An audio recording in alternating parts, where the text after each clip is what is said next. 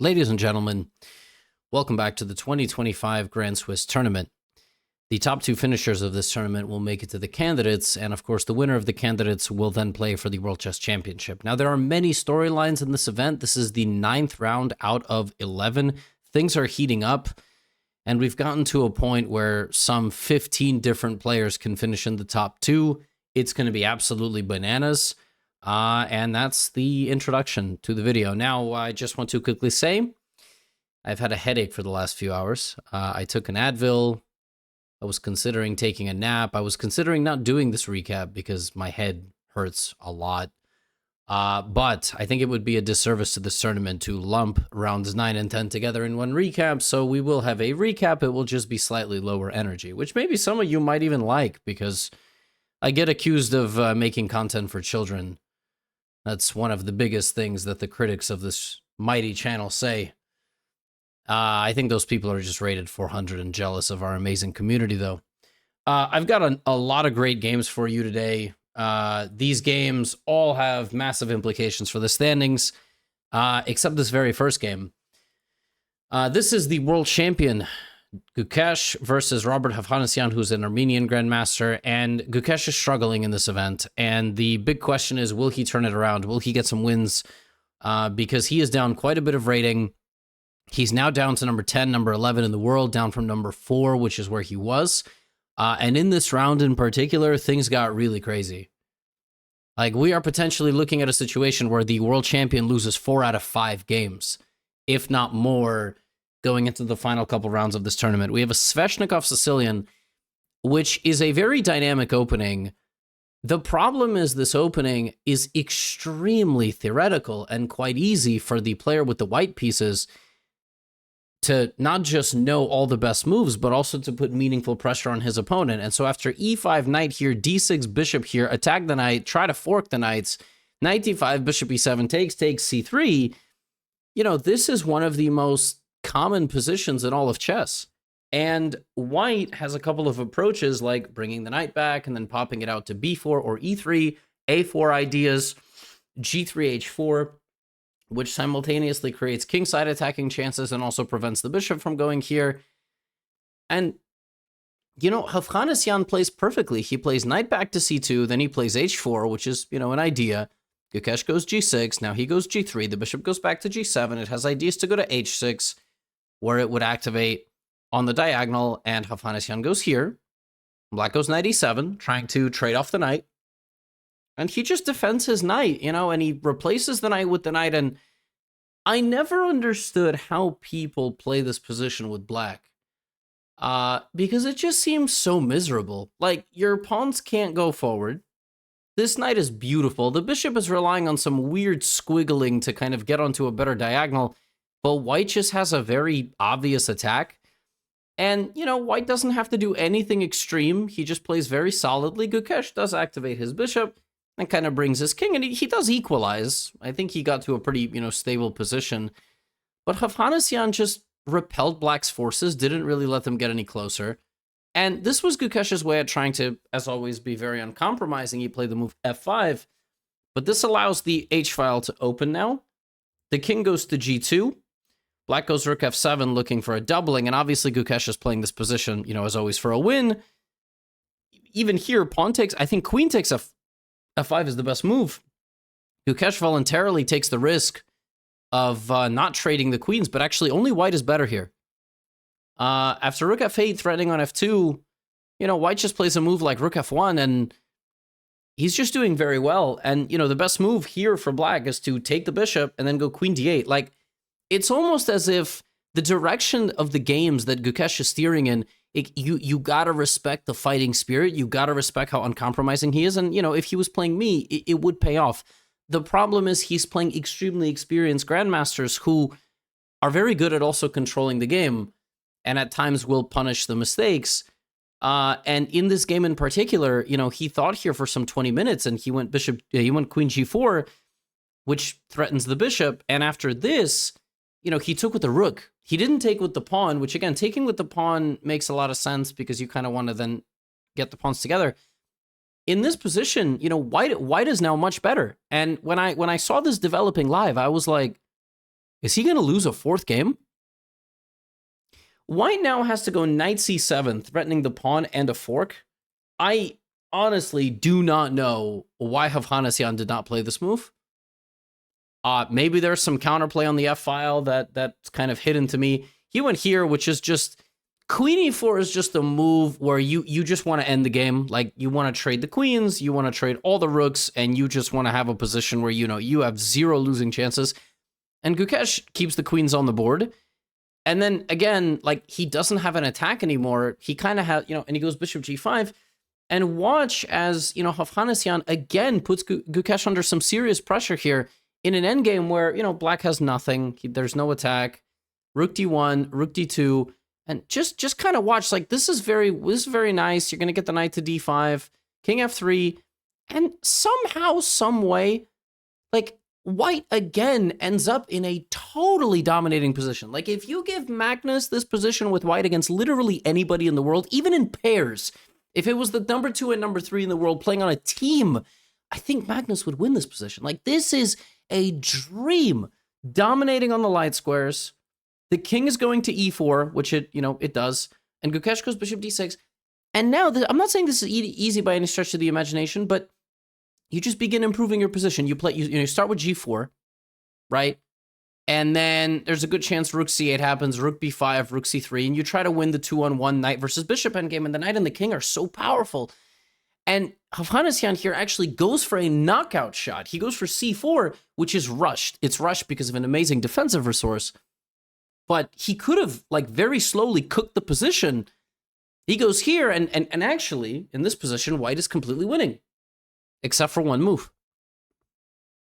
The bishop has to go back, and then white just plays rook c5, b5, advances, probably wins this pawn, wins the game. But there's an amazing move here, which is bishop takes b4.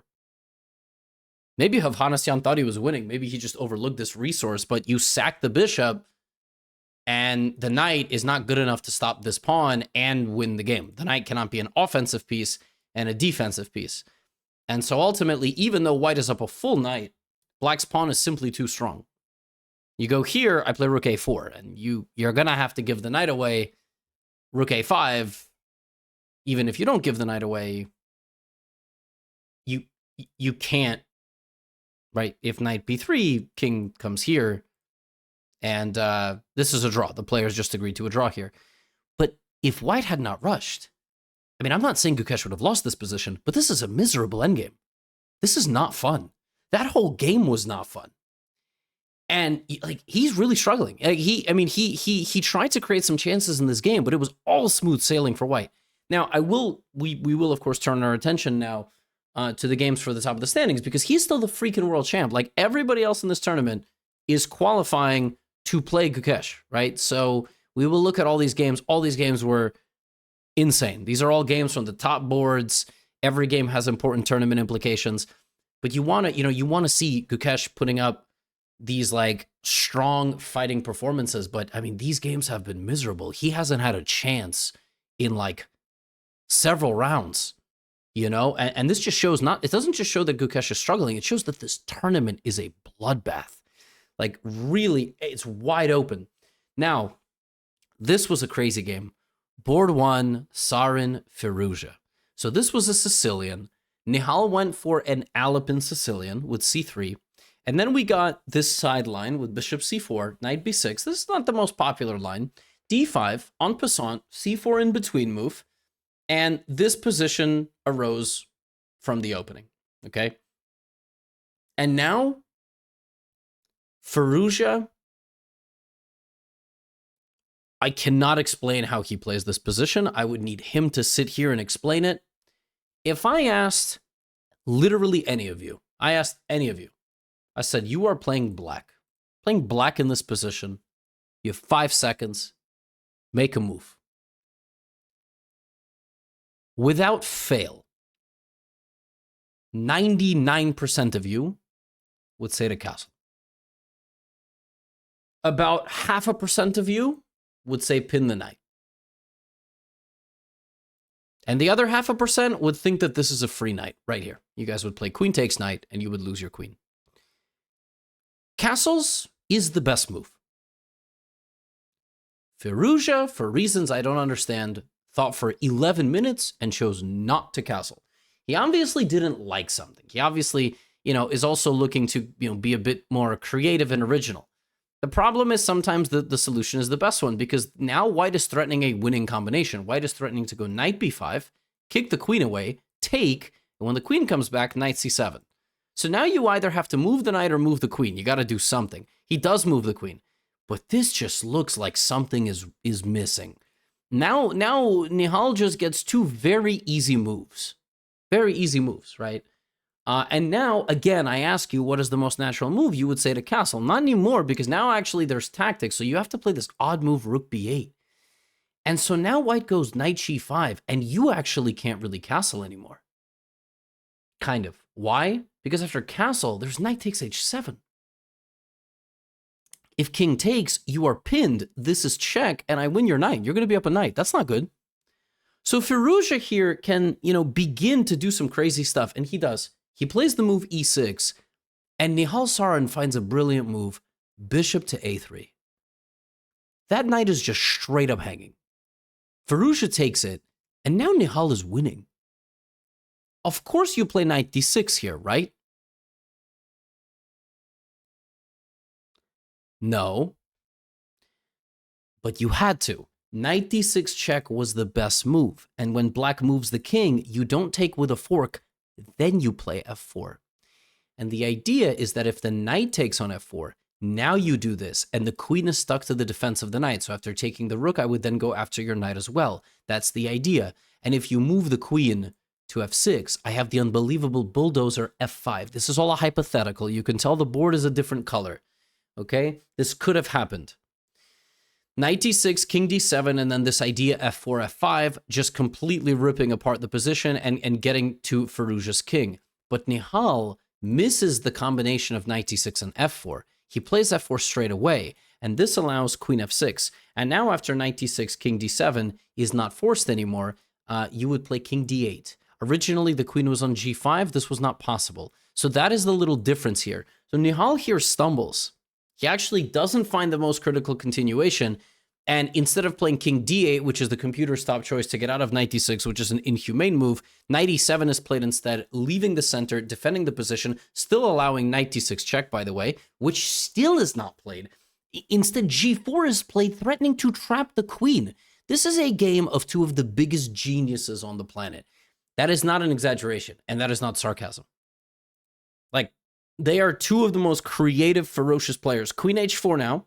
Knight d6 has to be played. Finally, it is played. The king goes to f8 in the line of sight of this bishop, but ready to go to g8 at a moment's notice. We have bishop to c5. Now the best move from Firouzja would be h5, and he plays it in a minute, understanding that all of a sudden he has the counterplay in the position.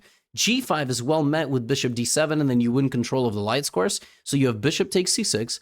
B, that looks like a mouse slip. b6 looks like a mouse slip. How do you even come up with a move like this? You can take this with two pieces. Taking it with a knight would be worse. b6 is like, what? He's trying to kick away the bishop. And yeah, in all of the complications, Nihal makes a mistake. Bishop f2 was the best move. Bishop f2, trade the queens, and then this bishop would be taken. That was the best line to play. By the way, here's a line for you. Bishop f2, here, here, here. It looks like you can save your bishop, right? Of course. Right? a5. Suddenly, white is very happy. Why is white happy? Well, I mean, if you count the material, white's down a piece. Remember, white sacrificed the piece. White is just straight up playing this position down a knight. And Firouzja finds a way to give it back and go to an endgame, which is unbelievably imbalanced. And both players now have 3 minutes to figure out this position. Let it be known, these are two of the best scramble players in the world. And in the scramble, they both have 10 more moves to make and less than a minute on the clock. You cannot ask for a more high-stakes game. I mean, this is not the Esports World Cup where they play 10 minutes with 0 seconds bonus time, but this is pretty damn close. They each have to make every move within 20 to 30 seconds. bc3, dc3, rook e8 from Firouzja, down a pawn, but he's going to win one back. There it is. Now it's completely even endgame in terms of material, but not in terms of the prospects. c5, knight d3. Both guys have 4 more moves to make. Bishop to f3 with 3 moves to the time control and just 3 seconds on his clock. Nihal blunders because putting the rook on e5 is very good for black. He should have played rook d1 or bishop e2. He needed to control the movement of this rook. Instead, he went here, which probably felt very natural to him, but after rook e5 and bishop d2, he's going to lose the pawn. What he needed to do was not blunder this move. He had to go bishop e2 and try to win the knight, and Alireza quickly picks up a pawn. The boys get to the time control. They've both made the time, but black is winning. Not only is he up a pawn, he has a very, very powerful attack against the white king, and he's going to get into a totally winning endgame here. Constant pressure on h2, and the pawns are going to get rolling. He centralizes his pieces. He brings his king. He's got the squad here, and they're going to start moving. Knight e4 centralizing. He will win this pawn. This pawn is not as dangerous as it looks. Bishop f2, I think, was ultimately a mistake, and Nihal got back into the game, and we have another time scramble. And then after the 60th move, the players gain a little bit more time. Now white is maybe holding in this marathon game, but this is very difficult because black is going to win this pawn and have a 2-on-1, and Stockfish might be able to draw this game. But yeah, Stockfish is not the player with the white pieces. This is a very, very difficult game to draw. These pawns are going to come rolling down the board, and once they do, you are simply not going to stop them. It's very difficult to defend this endgame, and before you know it, Alireza Firouzja winning with black after causing an earthquake on the board is the best way to describe it. I mean, he could have just castled and had the most chill game ever. Instead, it took him 7 hours and like a root canal. I mean, equivalent, like just an insane game. But these are the risks you have to take. I mean, you got to be daring. Like, you really just got to be completely daring. Nihal Sarin goes down on board 1. Pretty crazy stuff. Now, board 2 was Nojibek Blue Bomb. They drew. So Blue Bomb gets half a point extra. He has 6.5. Neiman Mishra was an exciting game, but one I'm going to click through pretty quickly. Neiman played h4, which is a sideline, and then Abimanyu hit him with prep I've never seen before. He straight up just gambited a pawn. He was just a pawn down in the opening. And then Hans played like I wouldn't bullet. He just played like g4. Black went here, which is the best move. d5, the knight goes to d4. Excellent defensive skills from Abimanyu. Straight down the board here, sniping at the king. f3 is the best move. He grabbed the bishop, and then he went h6, kicked the knight out, traded, and went queen a5, and won a pawn back. And yeah, this position is kind of mutually assured destruction. The king is in the middle, so you're not going to really be able to push these pawns. And he kind of locks the position up. Hans decides, all right, I tried my best, but let's kind of cool off here a little bit, mutually trade off the pawns. Abimanyu is still a pawn down, but he has excellent activity, and he's creating too many threats. And this is just a draw because white is never, ever, ever going to get his pieces moving. And this is a draw because it's a fortress. There's nothing you can do. You can bring the king all the way up, but what's going to happen is I'm going to try to get my bishop all the way down to f2. And this is very clever defending from Abimanyu. You have to have very good defensive skills. And Abimanyu here just realizes that the white king can never get closer. Black stands here, here, here, and this is just a draw. Neiman plays a little bit more just in case, you know, something crazy happens, but after a little bit more shuffling, and by a little bit more shuffling, I mean some like 900 more moves of shuffling, the players made a draw after 104 moves. There is just nothing to be done. You can play e5, it doesn't matter. There is no way for the white king to actually help advance the pawn. So Abimanyu holding Neiman to a draw, continuing his massive tournament. This was another totally bonkers game. This was a ready. And Vincent Keimer showed up against Parham Maghsoodloo with some sort of wicked preparation. He played like this. Now look at the time management here. So white is obviously thinking down about 15 minutes. And then he baits knight g5. He brings the bishop back. Watch this. So, again, natural move is just to castle, right? g5 from Vincent Keimer. Same side attack, not castling the king. This is some witchcraft. I saw this and I was like, what the... And Parham Maghsoodloo saw this and immediately spent 20 minutes. Because he was just like, I can't take this pawn. If I take the pawn, I go on the roller coaster ride with the guy. And he goes here, which is actually a super creative move, trying to win the pawn back on f4 with his knight. And he actually, gets to a nice position from the opening, understanding the dynamics quite well. He gets the king off of the g-file. He defends his pawn and kind of counterattacks. And then right here, white needs to go d4. And he plays it. Parham has excellent dynamic skills. Pawn takes, knight takes. What was the idea? The idea is that now you go rook d1, kick out the knight, and you get your knight into the game, and you generate counterplay by trying to push this pawn through. So your rook stands here, you try to go e5, and point these bishops in this direction and rotate your queen. That is what white has to do. Parham here chooses the wrong rook, and it's not just the case of putting the wrong rook on d1. He straight up loses the game with the move rook d1. Because of the amazing move bishop g5. Completely ignoring this, the bishop is now hanging.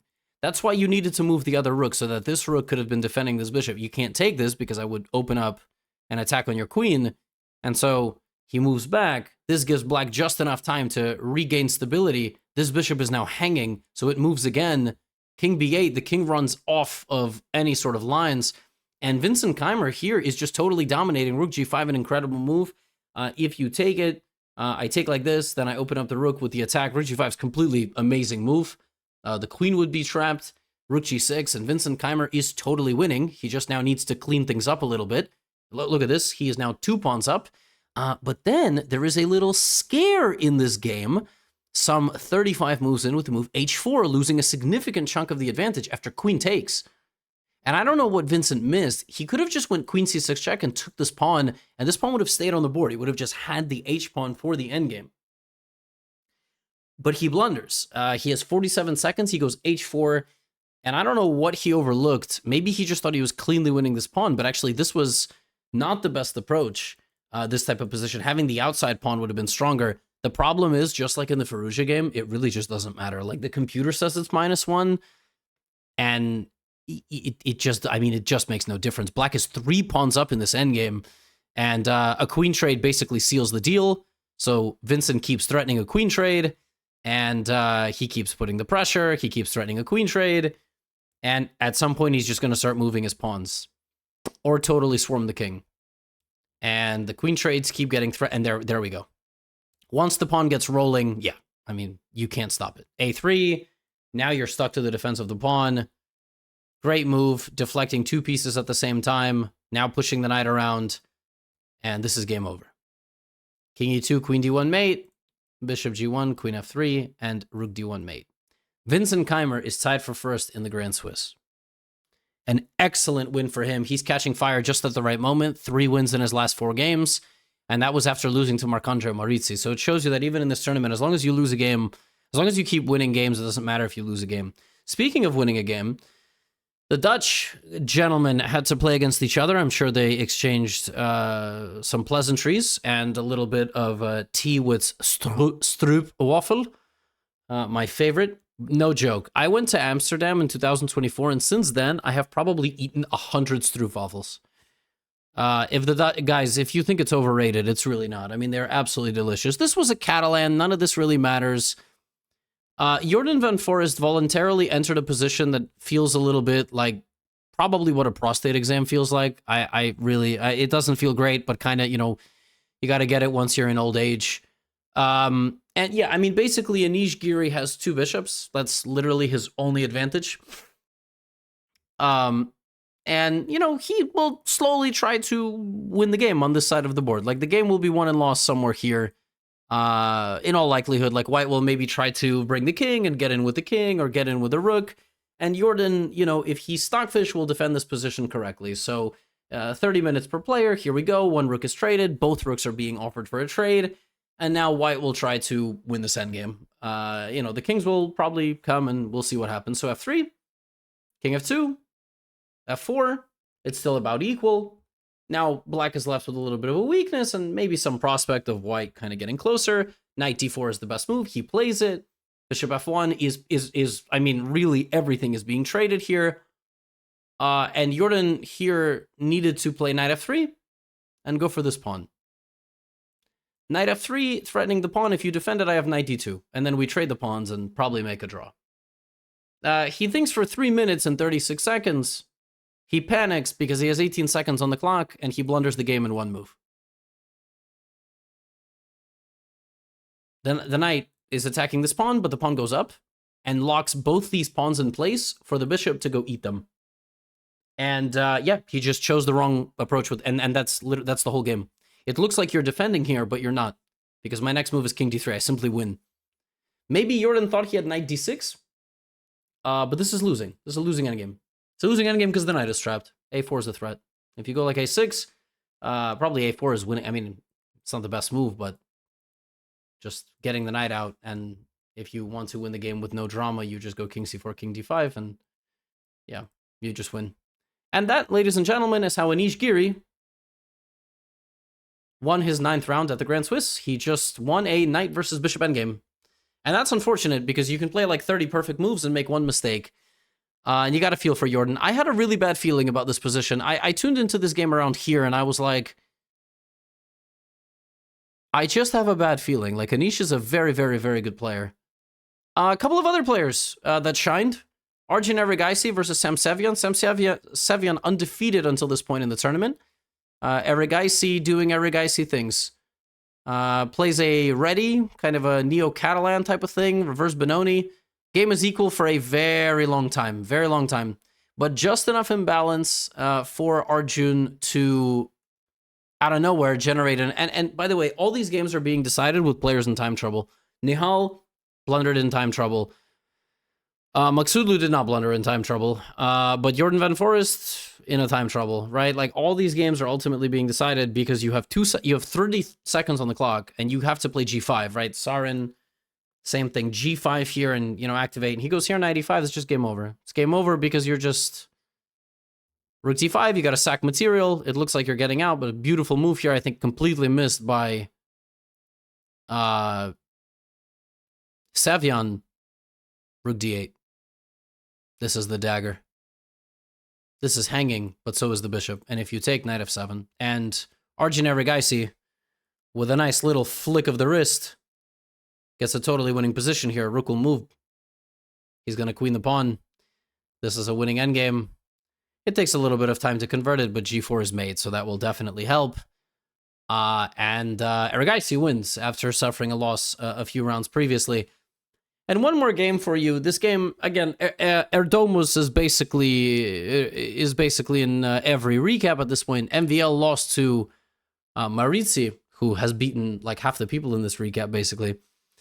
This was a Spanish, and this was an open Spanish, and this was MVL showing that there are levels to this, and you can be a prodigy, but MVL is a superstar, you know? Sacrificing a bishop here for a raging initiative, both guys showing their preparation. Knight d5, queen c1, long castle, all of this. But look at their clocks. All of this has been played before. MVL goes here. And now, the problem for Erdogmuş, or Yaz, as he prefers, I think, is that his preparation is a bit like Gukesh. The prep that he plays is simply too crazy.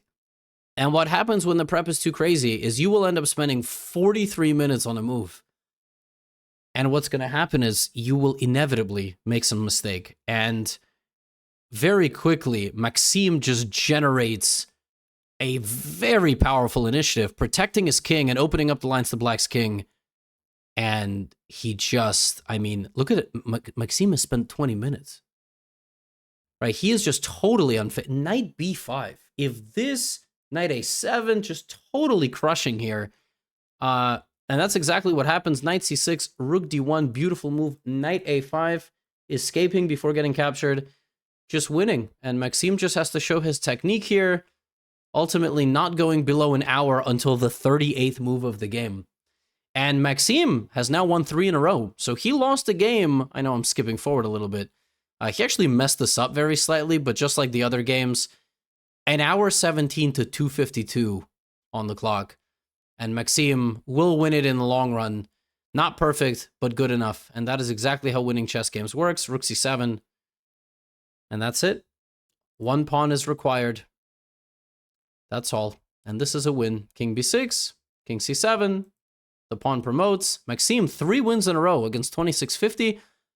He also gets into the top spot. And I will give you an update about all the standings in a moment. So, Blue Baum, like I said, drew with Nojabek. So it's Blue Baum, Firouzja, Giri, Keimer. 4 guys with 6.5. They're all playing each other. So you got the number 1 and number 2 Germans, which is epic. You got Firouzja, Giri, epic. If all those games end in draws, 1, 2, 3, 4, 5, 6, 7 different people can catch them going into the last round.